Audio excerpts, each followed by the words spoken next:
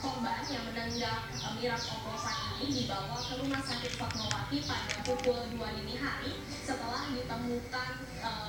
merasa mual dan pusing yang berkepanjangan akibat menenggak miras oplosan yang dinamakan ginseng yang ditemukan di daerah Srenseng Sawah, Jagakarsa, Jakarta Selatan, di mana oplosan tersebut ataupun minuman ginseng tersebut terbuat dari air putih yang dicampur dengan sirup, kemudian minuman bersoda serta alkohol 96%.